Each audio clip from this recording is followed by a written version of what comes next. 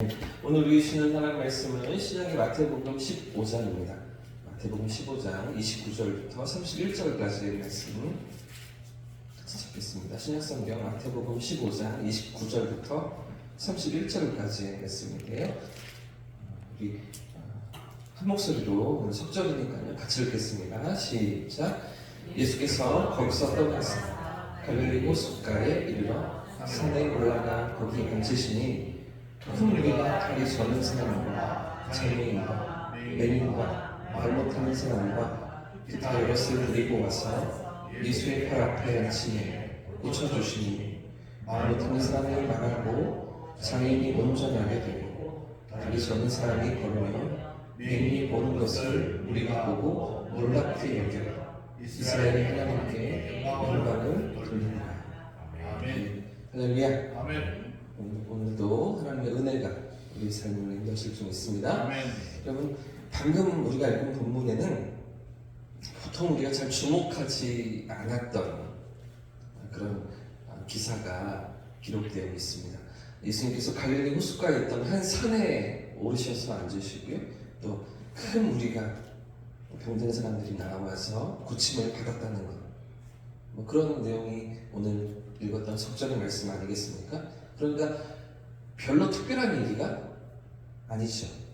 지금까지 마태복음 14장 15장까지 흘러오면서 여러 번의 예수님의 능력과 기적과 치유하시는 이런 일들이 있었잖아요.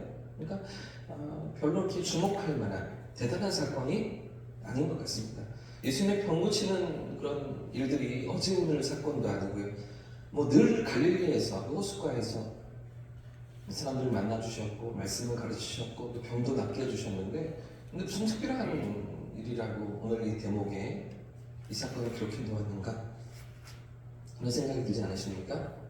뿐만 아니라 제가 지난주에 계속해서 뭐라고 말씀드리면서 15장을 정리했습니까? 15장에 세 가지 사건이 굵직하게 진행되고 있다고 말씀드렸죠? 지금 예루살렘으로부터 올라온 바리새인과 서기관들이 예수님께 시비를 거는데 어떤 문제로 시비를 걸었어요? 떡 먹으면서 손 씻지 않는 정결법으로 시비를 걸었고요. 그런가 하면 두로와 시돈 지역으로 가셔서 예수님께서 그 이방 여인과 대화를 나누시는데 그 대화의 주요 주제가 무엇이었죠? 자녀의 떡이었잖아요. 자녀의 떡을 취하여 개들에게 주는 것이 맞다. 그러면서 떡에 대한 얘기를 하셨고 이제 내일 우리가 또 살펴보게 될 15장 마지막 부분에 등장하는 칠병의 사건도 무엇을 가지고서 이적을 나타내십니까? 떡이잖아요. 그러니까 15장 전체적인 주제가 떡이고요. 그리고 이 떡을 주제로 가지고서 가나안 여인의 가난한 심령, 이방 여인의 그 가난한 마음, 그것을 드러내시고 그 마음을 기뻐 받으시고 그런가 하면 이 바리새인과 서기관들은 전혀 그렇지 않고 그 위선과 가식과 하나님 앞에서 자신을 포장하는 껍데기뿐인 그런 그들의 모습을 대조하고 비교하면서 생명의 떡을 오신 우리 주님 앞에서 어떤 반응을 보이고 있는가, 그것이 오늘 15장에 흘러가고 있는 아주 중요한 큰 축인데 그 사이에 오늘 본문이 석절이 끼어 있는 거죠. 이전에도 많이 예수님께서 나타내시고 행하셨던 그런 이적인데 뭐가 특별하다고 이렇게 지금 굳이 기록해 놓았는가? 별로 의미가 없어 보이거든요. 저도 사실은 이 대목을 뛰어넘을 뻔했습니다. 그냥 스쳐 지나가고 그리고 바로 칠병의 사건을 다룰 뻔했어요. 자세히 들여다보니까 그렇지가 않은 거죠. 생각보다 아주 중요한 메시지가 이 안에 담겨 있습니다. 어떤 의미일까요? 자, 29절 말씀 먼저 한 번 더 보시면 29절 같이 읽어보겠습니다. 시작.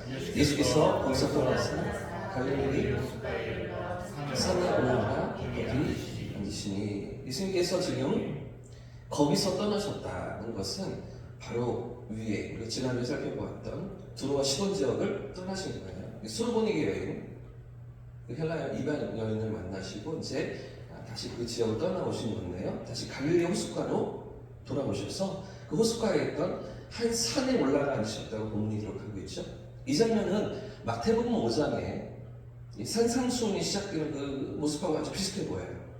그렇죠? 산에 올라가 앉으시고 예수님께서 그 위에서 하나님 나라의 비밀을 가르치시는 그런 장면, 이제 공생애를 시작하시면서 산상수훈을 가르치셨던 그 장면과 아주 비슷해 보입니다. 근데 문제는 지금 이 호숫가에 있던 산이 유대인 지역이냐 아니면 이방인 지역이냐, 이게 관건입니다.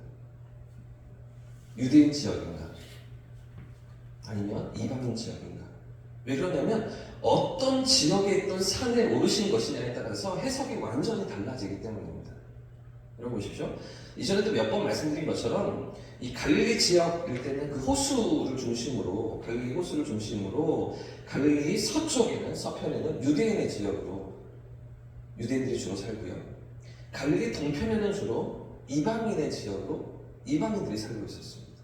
그래서 유대인들이 사는 갈릴리 서쪽을 주로 갈릴리라는 지명으로 부릅니다. 갈릴리라고 할 때는 보통 이 갈릴리 호수 서편을 가리키는 것이죠. 그래서 이 베세다는 이방 지역이네요.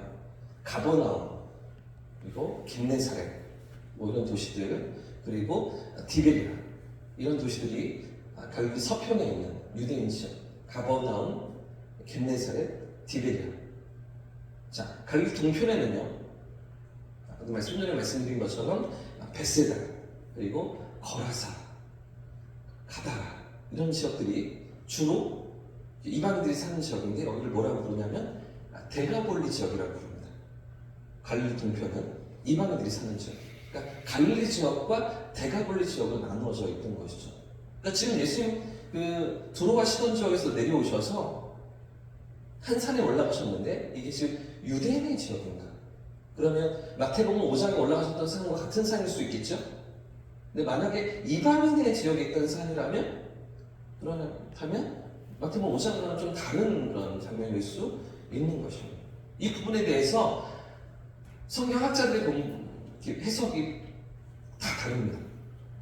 어떤 학자들은 이방인 지역에서 이제 돌아오셔서 다시 유대인의 지역으로 내려오신 것이다 라고 해석하는 사람들이 있습니다.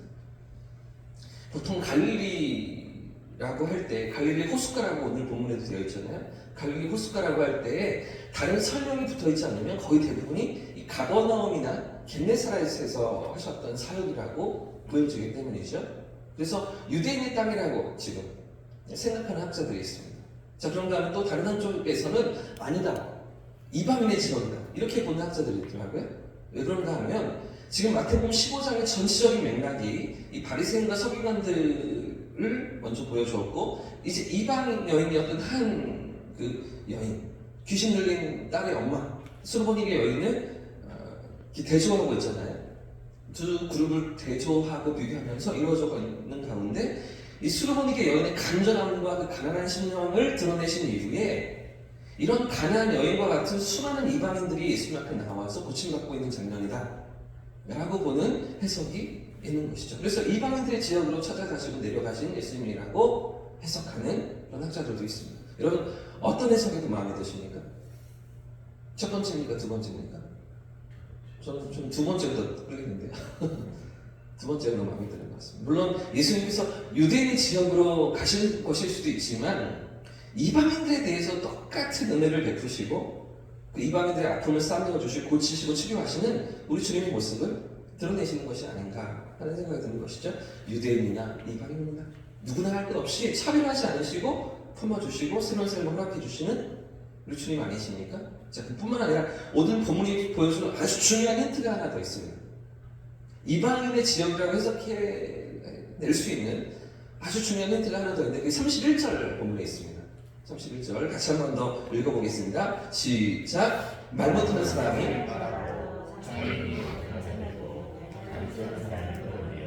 맹인이 보는 것을 우리가 보고 놀랍게 여겨.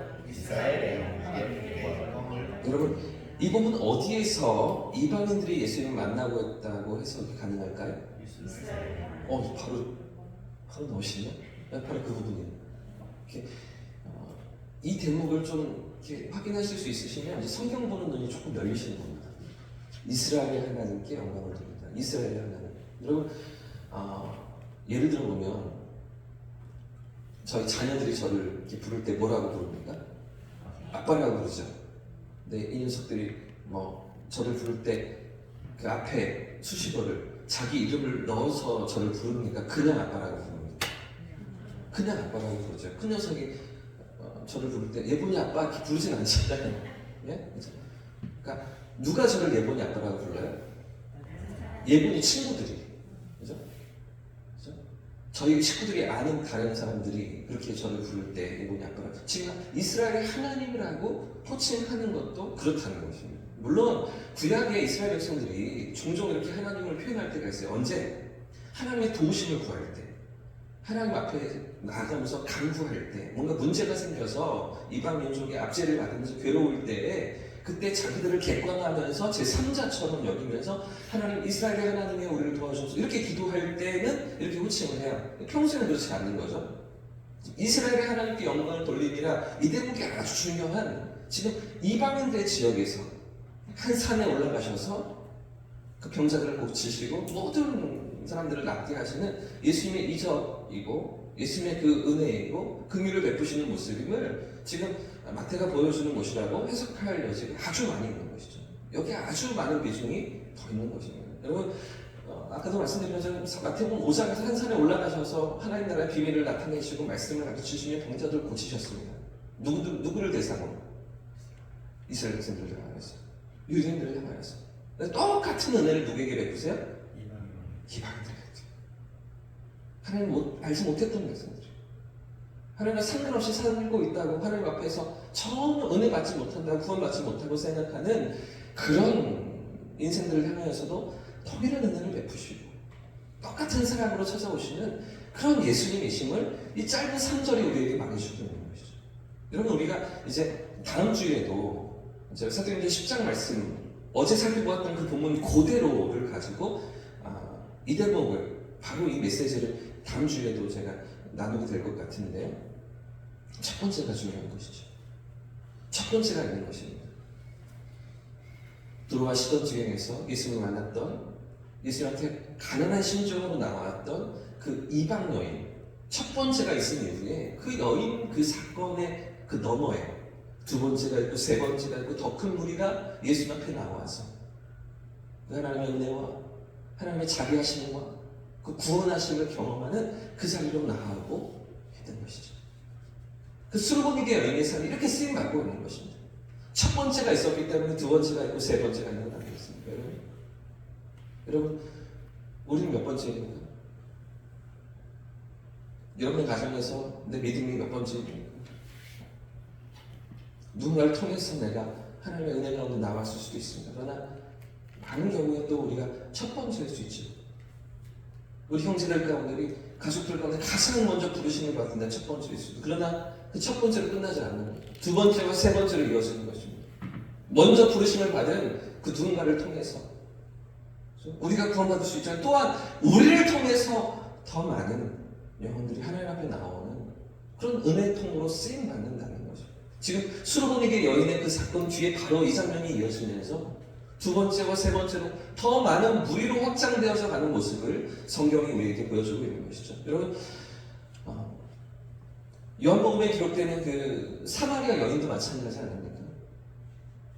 남편을 5번이나 갈아치우고 6번째 남자와 살고 있는데 내 남편이 아니라고 이야기하는 그 사마리아 여인, 너무나 부끄러워서 사람들 앞에 설 수가 없어서 정오에 가장 뜨거운 그 대낮에 물 길러 나오는, 물 기를 때가 아니에요. 이른 아침에 물 길러 나와야 돼요.